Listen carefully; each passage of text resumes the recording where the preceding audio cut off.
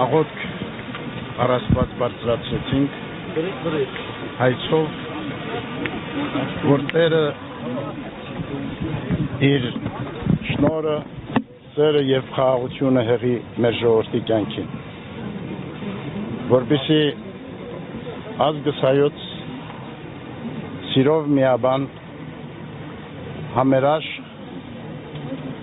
և հոգով աննկուն դիմագրավի իր կյանքի բոլոր փորձությունները և մեր հայրերի լույս պատվիրաններով ու պատգամներով կերտի իր բարեշեն, իր առաջընթաց ու հզոր կյանքը